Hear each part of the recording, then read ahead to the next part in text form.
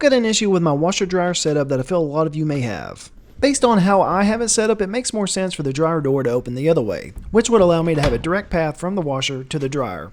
While I think the standard is to have the washer on the left and the dryer on the right, the last couple places I've lived, it's been switched due to where the vent and the drain are located. Thankfully, the washer-dryer manufacturers understand the people and, for the most part, design their dryers to have reversible doors. You may think this is a daunting task that will require you pay a handyman his minimum fee of $150 to $200, but it's not. All you need is a Phillips screwdriver and a flathead screwdriver or plastic trim tool.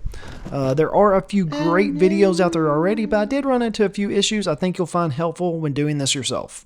I'll go ahead and include a timestamp here of a quick 20-second recap of all these steps, including an on-screen list that you can screenshot and reference when doing it yourself. I know that would have been helpful when I was doing it. And now, on to the step-by-step video on how to reverse your dryer door.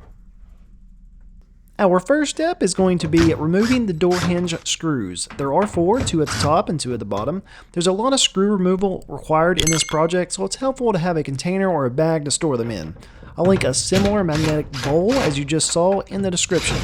These things do come in handy for keeping up with screws. While this video is specific to my Samsung, most newer Samsungs are the exact same and most dryers require very similar steps. So while this may not be your exact dryer, it will give you an understanding of the steps and the difficulty. This screw is stripped and is just spinning. I put my fingernail behind it and pull as I engage the driver, and now we have all 4 removed. There is a set screw on the other side of the bracket that is holding the door on. This is very useful as it prevents the door from falling off or damaging the hinges as you remove the screws. To remove, just lift up and pull out. These are the holes the screws sit in, and as you can see on the back of the bracket, the screw is right there. Now that we have the door off, we need to lay it on something that won't damage the other side while we're working on it. I found this soft golden retriever blanket that should work perfect. Now that we have our workstation set up, we want to remove all visible screws. In my case, there are 14 total. Just a quick tip, I ended up doing this entire project on the floor, as you can see, but it was a back killer. If I had it to do over, I'd have done it on my workbench or a large table so it would allow me to stand.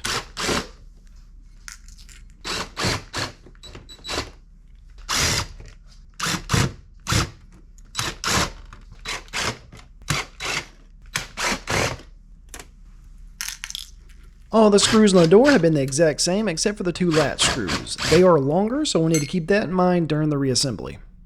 With all the screws out, we can now move on to the next step, which is pulling the door apart. To do this, I kept working around each side, finding places I could get my fingers in and pulling. Instead of going all out, I would pull a little bit until I felt like something was about to break and then move on to another area. In the end, I did find out that it takes quite a bit of force to pull them apart. I'll speed it up here, but we'll leave an entire process intact so you can see what went into completing the task. There will be times you feel like giving up or that you're about to break something, but if you stick with it, you will eventually get it.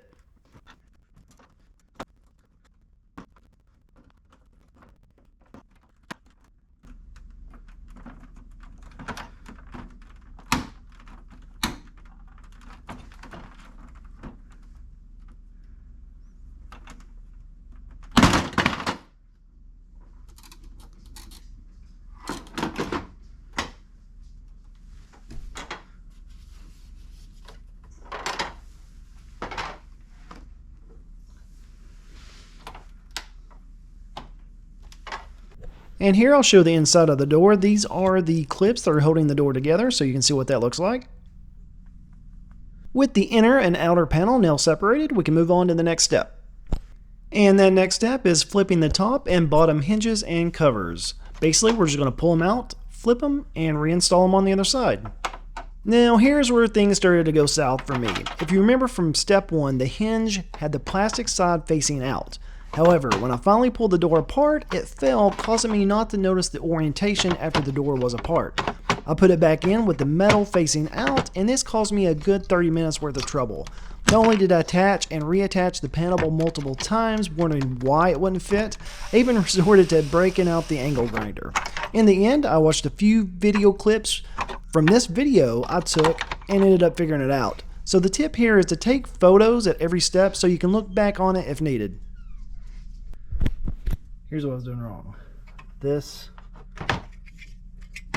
should attachment like that.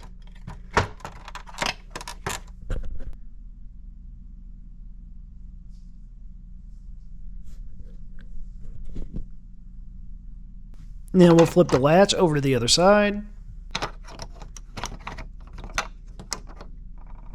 Then we'll flip the bottom cover and hinge.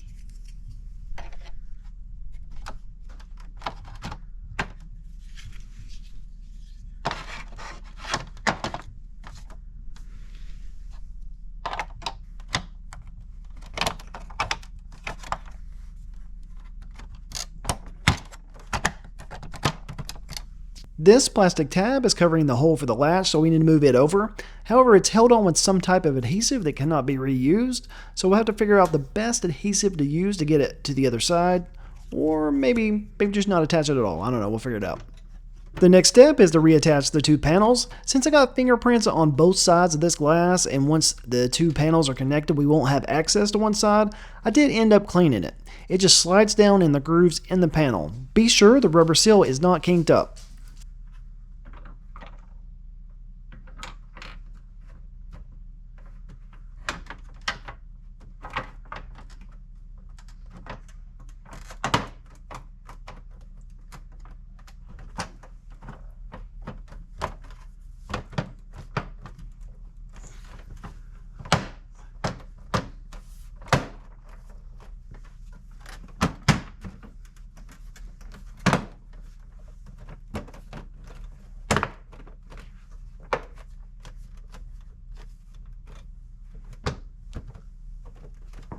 Now it's time to reinstall all the door panel screws.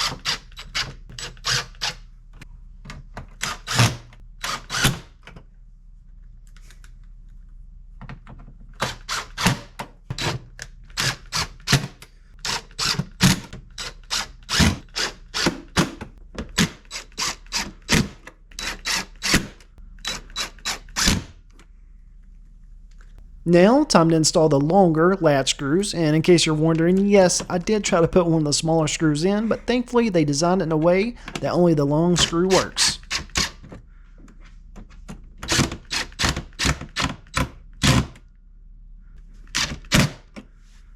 Nice and tight. And lastly, we're just going to make sure they're all in there good. Now it's time to flip the door latch and the covers that are on the dryer. For the covers, you can use a flathead screwdriver, but if you don't want to scratch or misshape any of the covers, I suggest a plastic tool of some type. I have a set of plastic trim tools I got from Harbor Freight that came in handy for this.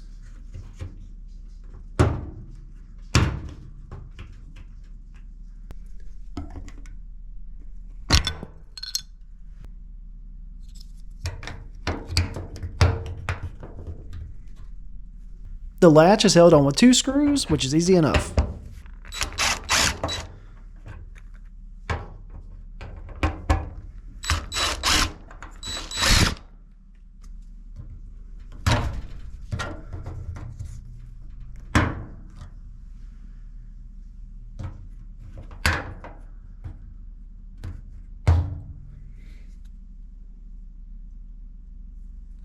The clamps on this cover are right in the middle, so when you're pressing it onto the dryer, make sure you press in the middle.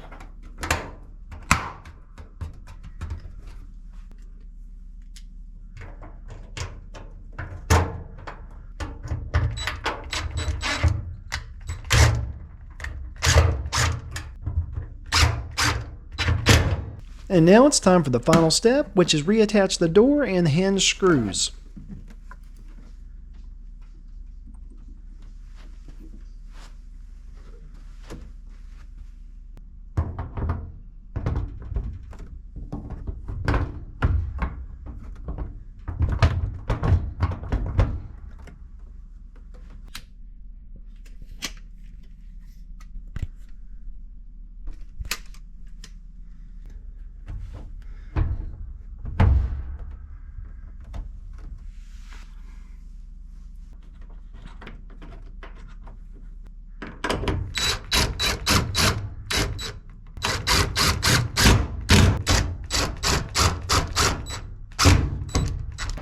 If you remember from when we took the door off, we had a strip screw, so it just kept spinning, and the same thing's happening here, so it looks like I'm going to have to check out the hardware store for a replacement. But for now, these 3 screws should be good. So the only piece we couldn't get back on there is this little plastic cover. We need some adhesive to get it on there. I'll probably use liquid nail or something, but for now we'll set it aside. Now we have a dryer door that will allow us to move wet clothes from the washer to the dryer easily. If you followed along on this project, let me know down in the comments if this is something you have done or are considering doing. And I will catch you on the next one.